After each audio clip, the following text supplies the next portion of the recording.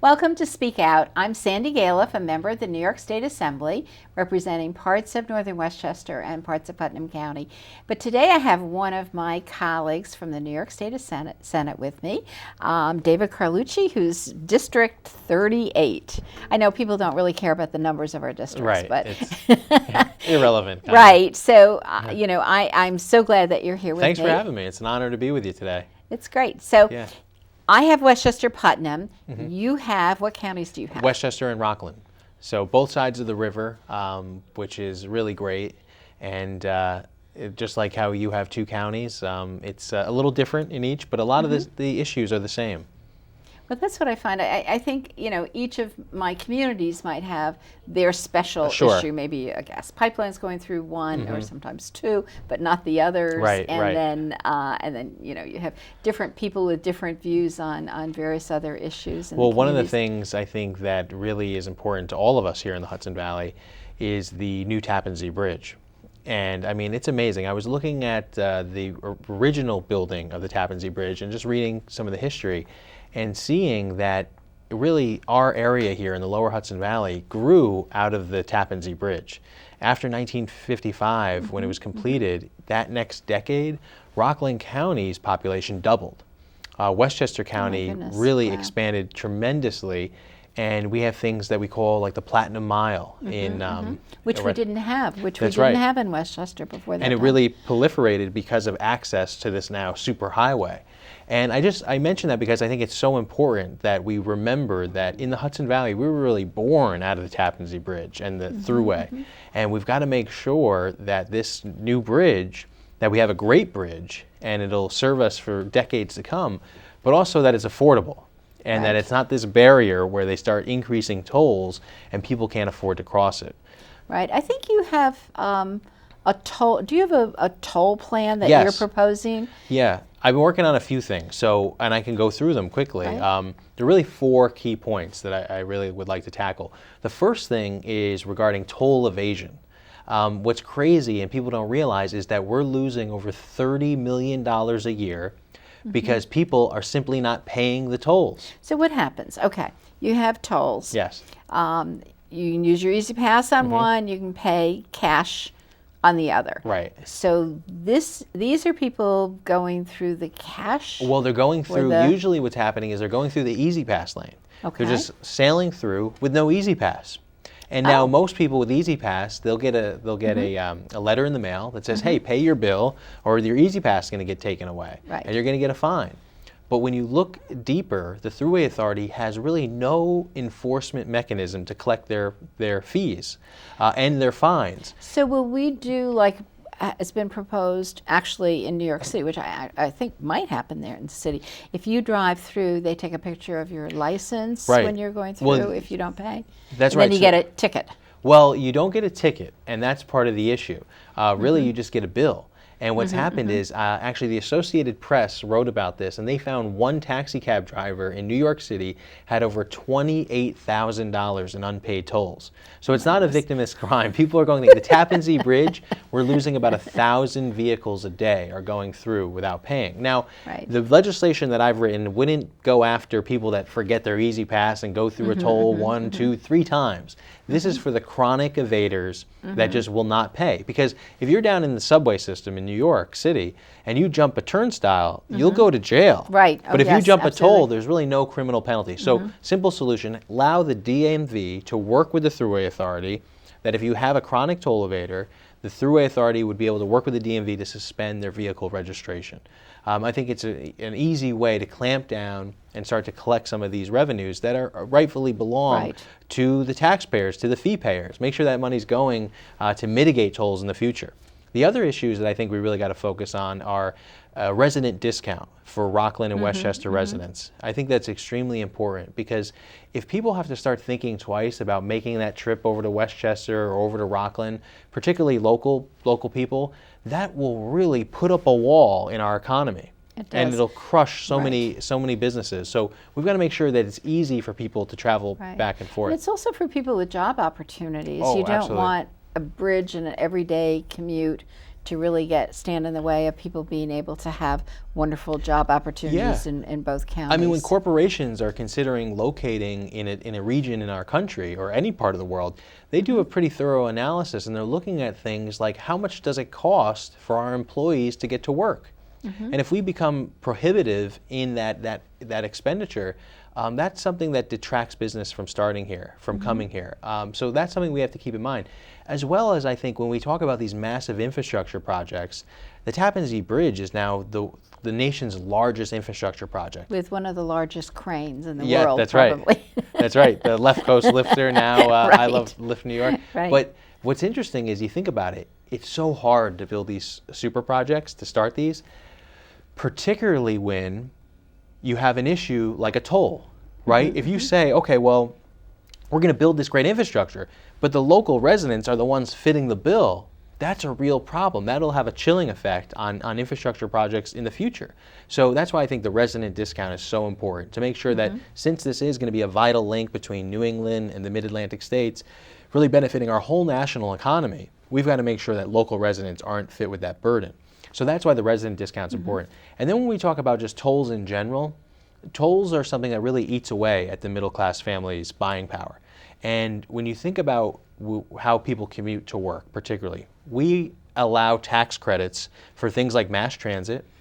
We offer a tax credit for parking your car, a tax credit for riding your bicycle, but you won't get a dime of a tax credit for paying a toll. And that's something that really hurts New York's families. So, and you think about it, you can go from New York all the way to Boston, right, on 95 without paying a toll. Right. But you want to go from Westchester County down to Long Island, you're going to pay toll after toll after toll. Right. And that's something that we've got to make sure that we're helping residents be able to stay here, strengthen the middle class. And I think a toll tax credit is something that we should have for middle class families. So as I think we're halfway through this bridge. Yeah. I actually sat at a restaurant under the bridge the other night just to nice. watch all the activity. Yeah. It's so interesting to watch it going on. And I do hear that there's a problem with motorists that are going across the bridge and turning their heads to find out what's happening. So if we have 2 more years to go to get all this put together, when do you think the design, the plan for the tolls and all of that's going to take place? Are we? Well, here's the thing. Within the next year? As you remember, we worked hard in the budget to say we needed funding for the Tappan Zee Bridge. We got over $1 billion to go towards the Thruway Authority to make sure that we didn't have an increase in tolls. But our executive director of the New York State Thruway Authority, Bob Megna, has told us, oh, well, we're not going to raise tolls. But that commitment only lasts till the end of this year. So it's like we've got to start thinking about this and being proactive, because there is no plan in place in terms of what these tolls will be or what they'll look like. So I'm extremely concerned about that. You know, the fourth point that I would just add, things that I think we need to examine before we even consider raising the tolls, the fourth part is consider consolidating services with our authorities. You know, it's very interesting. You got the Thruway Authority, then you got the Bridge Authority, and to think that the Tappan Zee Bridge is the New York State Thruway Authority. 87, 287, Route 84, these are all Thruway Authority. But 84 is interesting because then you go up to the Newburgh Beacon Bridge, and that's managed by the Bridge Authority. Right. So we have this balkanization of authorities. I think there's ways that we can consolidate services, consolidate capital projects, and save the toll payer some money in doing that. And that's something we really need to examine to say, look, we need the best organization to have the best infrastructure at the most reasonable price here in New York State. And that's a way that we could really focus in and do that. Right. In the area of consolidation, I know we've worked on some legislation together. Just to kind of inform the viewers here, when we try to get a law passed, we have to have a Senate bill that's exactly the same as the Assembly bill, and they both have to be passed, go to the governor, and get signed. And we've had a few of them dealing with this whole issue of consolidation or downsizing or getting rid of some of the unused authorities that we have.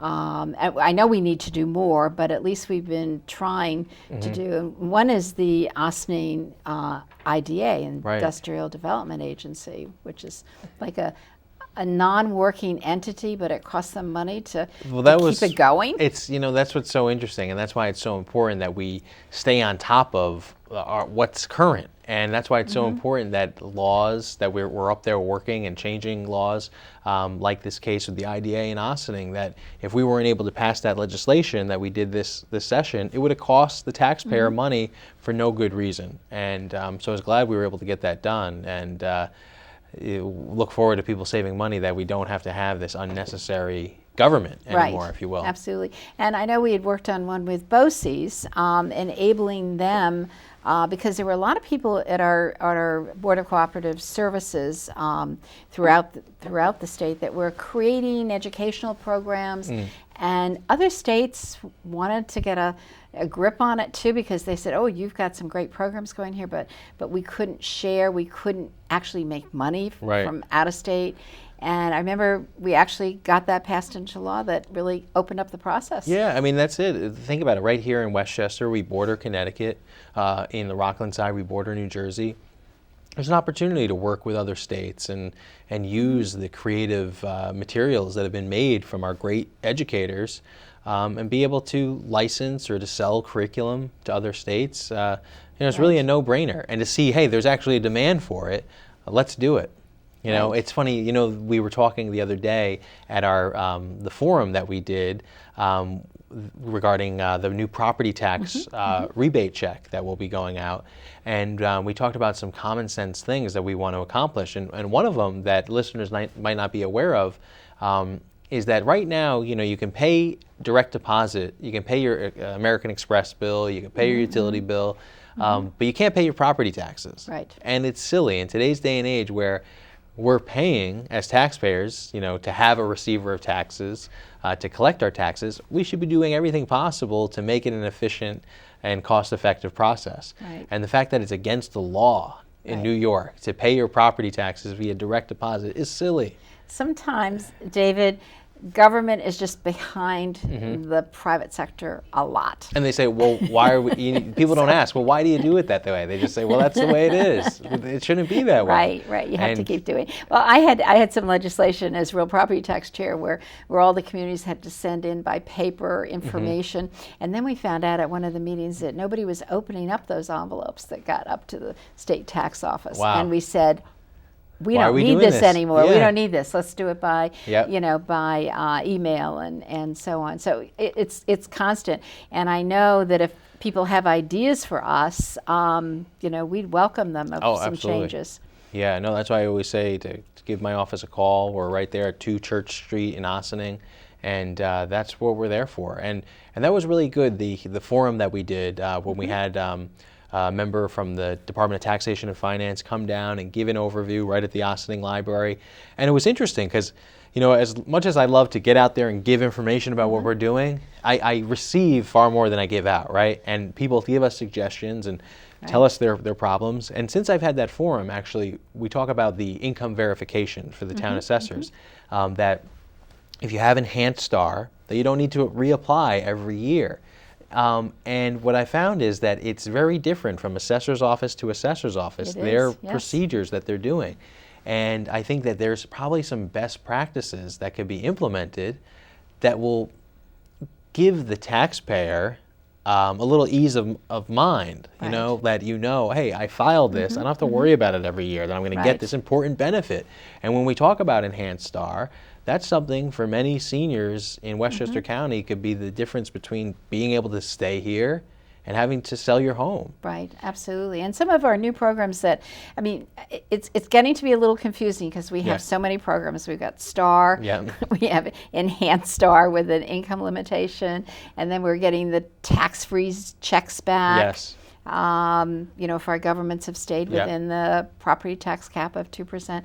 But then we have the new program that's coming along. The new program in a nutshell, the STAR rebate check. So now as long as you make under $275,000 a year, you'll qualify for the STAR rebate check. And depending on the school district where you live, will depend on how much of a check you'll receive.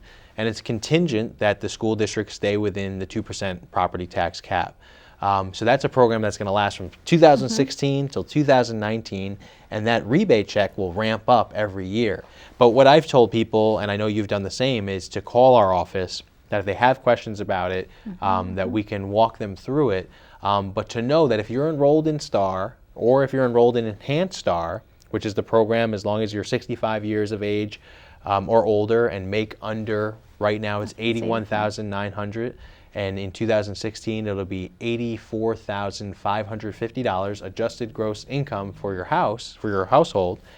You'll be eligible for Enhanced STAR, and you don't have to do anything in addition, and then you'll get the rebate check on top of it. Right. So it gets confusing. It's not when you really boil it down, but there are specific questions that people have, and that's what we say, hey, give us a call. And checks all go out at different times, and then we sometimes confuse ourselves and everybody else when we think all the checks are going out by a certain date, and they don't quite make it, but they get there eventually. Yeah. So which is really good.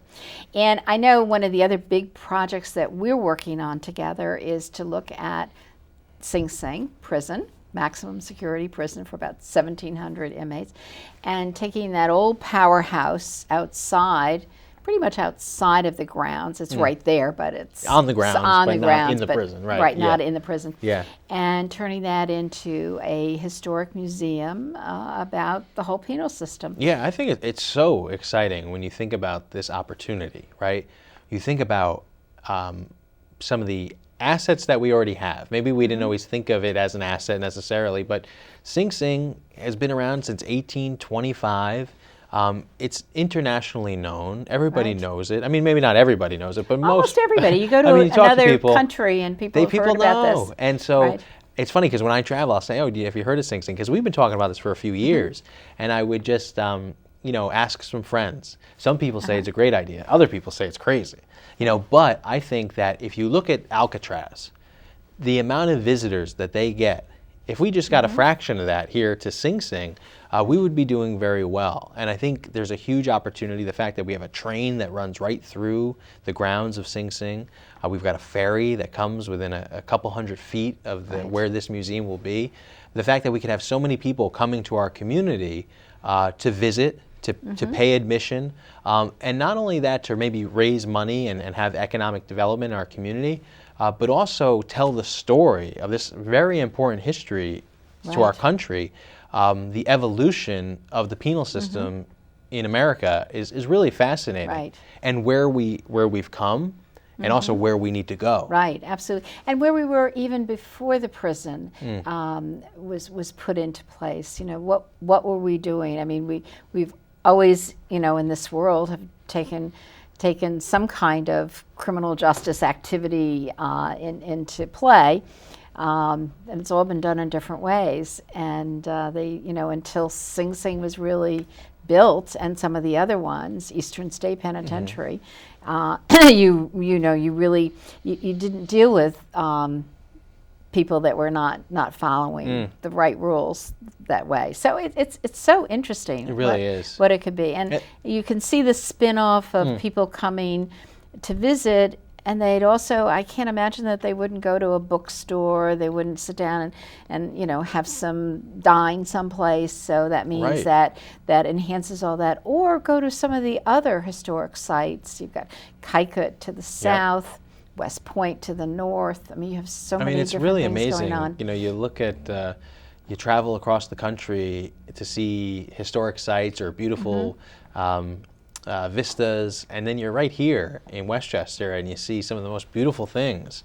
Whether it's the sunset over the Hudson, or some of these historic sites that we have in our county or nearby, and then the beauty of the Hudson River, and the fact that we have one of the largest cities in the world just south of us, and how really people could come up on a boat like they did back in the day, and get out and explore some of our river towns. And I think it's a real, people are talking about that, but I think the potential is really, could be explosive growth in that, having people that are visiting New York City, which is one of the most sought out travel destinations in the world, think about that, and that we're just a few miles north, and that we can access this. So things like the Sing Sing prison, I think it could really be a game changer, where it gets Ossining on the map. Right. No, I think it's great. And you've got all of the trails also that we've been working on up and down the Hudson River. When I heard recently that people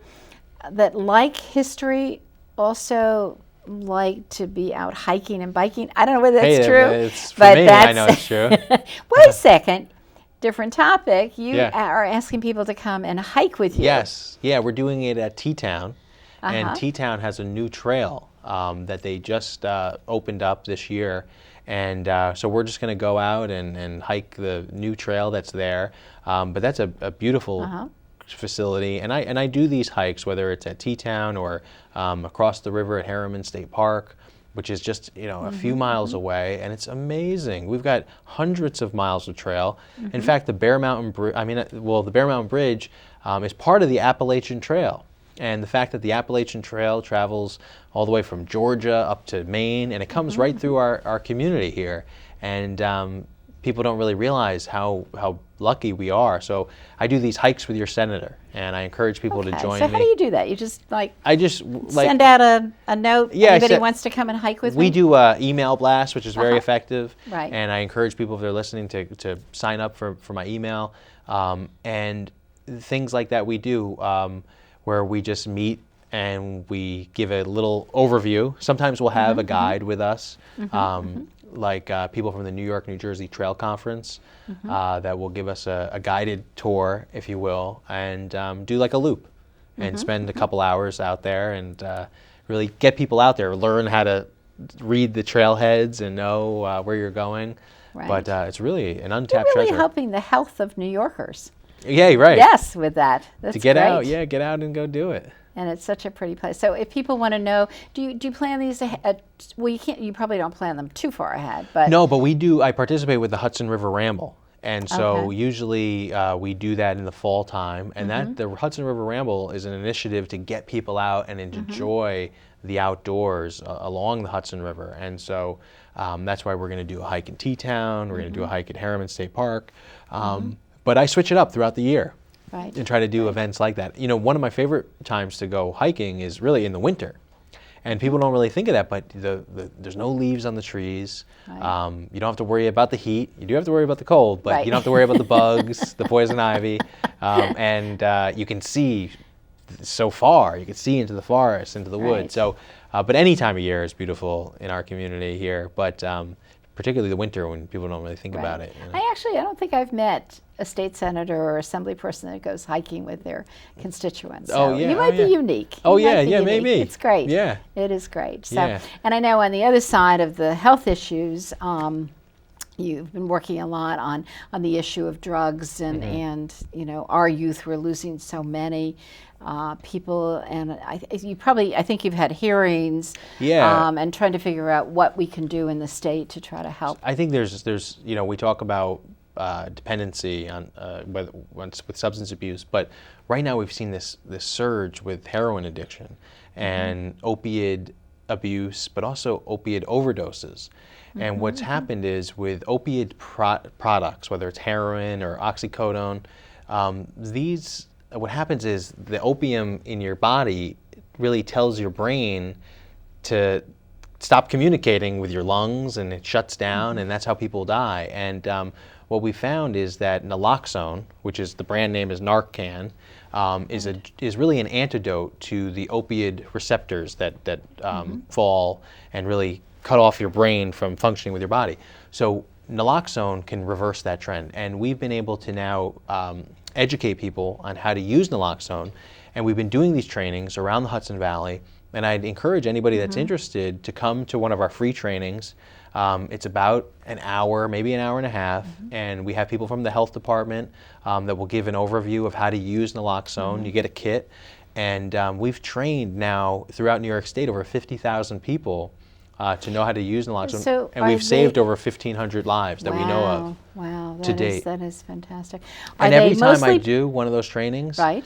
I hear stories later on of someone was able to use the kit and saved a life. Oh.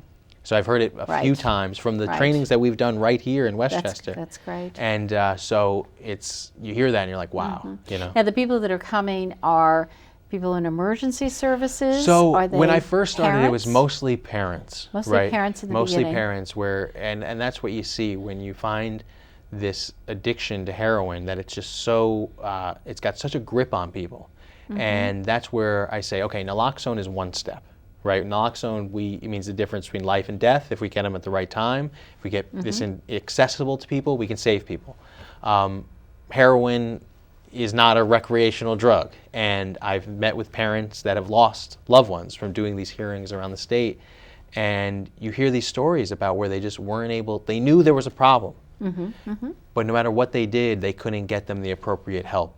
And we've been working on legislation to really address that issue. So naloxone's one thing. I want to get that more accessible out there. The other part is the treatment that you get.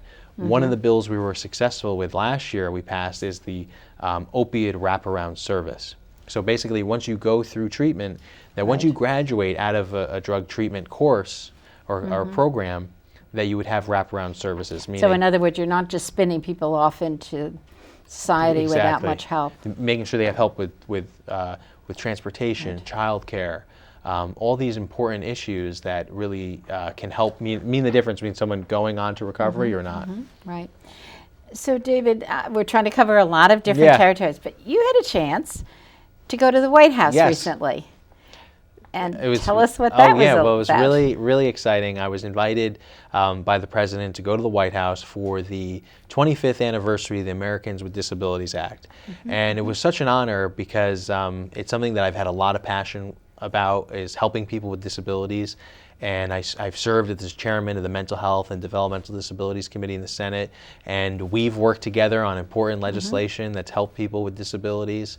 And so it was great to be recognized for working on those initiatives.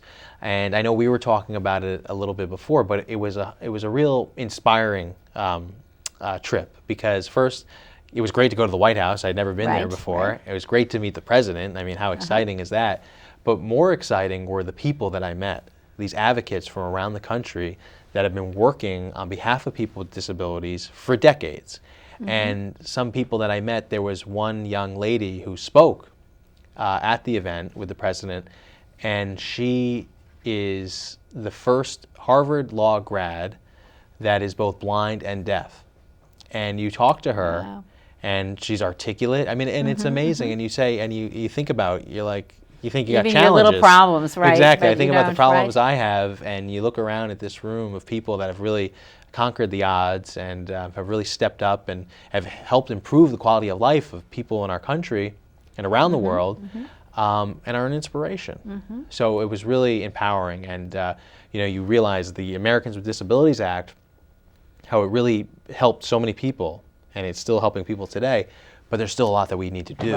Right. And there's work that can be done, and that's exciting as well. It doesn't matter what the field is, we always have more work to be done. So we'll continue our conversation again on different issues. And I want to thank you so much, David, for being with me today. And you do such a great job for all of us in the Hudson Valley region. So thank you, and it's a pleasure working with you. Well, same here. It's an honor to work with you. Thanks, Sandy. I want to thank all of you for watching this evening. And if you have any questions at all, please give me a call at 914-941-1111 or Senator David Carlucci's office, which I think we may have put the number up on the screen before. So thank you very much for watching. Have a good evening.